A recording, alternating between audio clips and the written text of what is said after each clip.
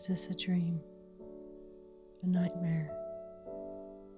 Nightmare. Time seemed endless. The days and nights were the same as always, but somehow different or shorter, or like a blur out of the corner of your eye when you could have sworn that there was someone just there. A past memory, a faded dream, a nightmare. Temperance stared into the eyes of the little blue-nosed bear who was staring back. She sat up and carefully picked up the little bear and studied it. "I know this bear," she said with certainty. She started thinking back to when she woke up.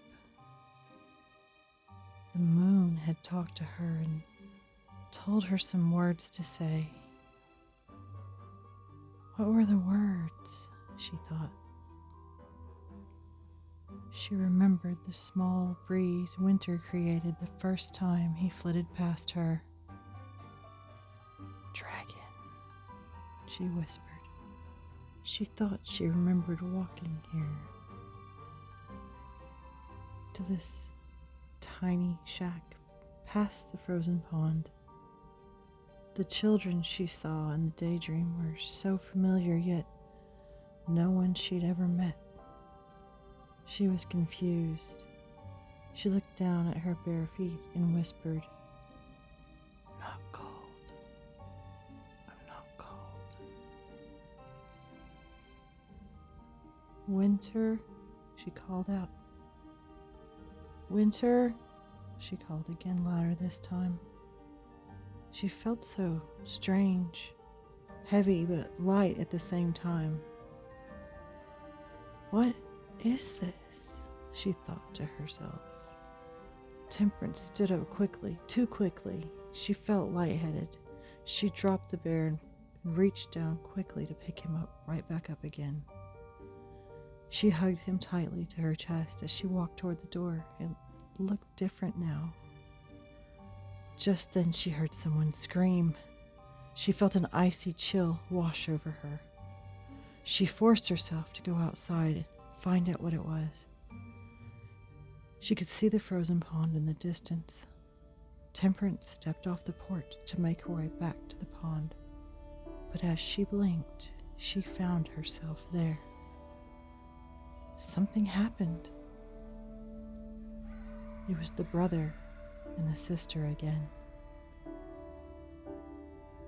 The sister looked terrified, motionless in the middle of the frozen pond. Temperance could see her brother a few feet away. He was on one knee, leaning forward with the hand reaching out. His tattered scarf fluttered across his arm as he was saying something to the girl. Something, but what? It was so echoed that she didn't understand what the boy was saying. He looked scared. The boy looked around frantically and then suddenly skated toward the pond's edge. He grabbed a tree branch that was on the ground. He quickly skated back to where he had been, then where the girl was still motionless. The boy was back on one knee as he slid the branch forward on the ice toward his sister. His words continued to echo. Temperance watched in amazement. The girl began to move forward an inch at a time, but the ice beneath her was cracking, breaking, sending spidered cracks in all directions. She kept moving forward till the tips of her fingertips grazed the branch. The girl frantically grabbed the branch as her brother flung her around, like when they played Crack the Whip. She fell hard on the pond's edge, hitting her head as she landed. She could hear the ice breaking. Temperance watched as the girl lifted her head just as her brother disappeared into the frozen water. The ice had broken under his weight. Temperance ran to the edge near the girl and scanned the frozen pond for the boy. but he was just gone. Temperance fell to her knees, and suddenly she was back on the porch, and the bear still clutched to her chest.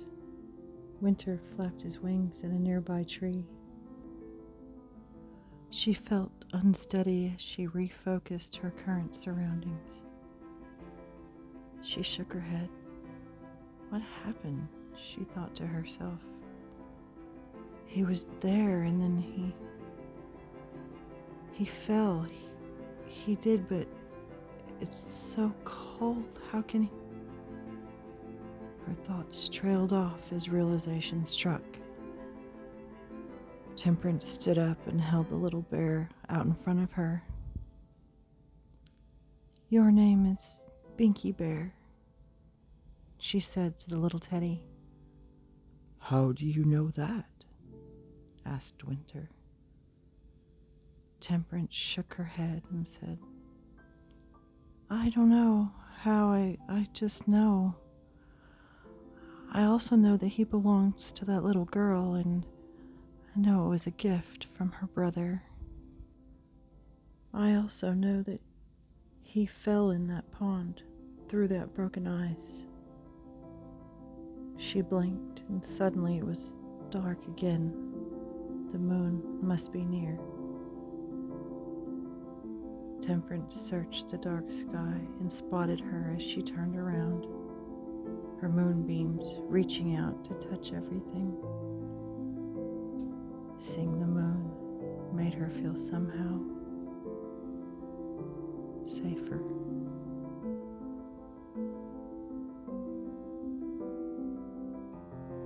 This method of storytelling was inspired by Helen at Dolly Reborn Dreamin'. Thank you, Helen.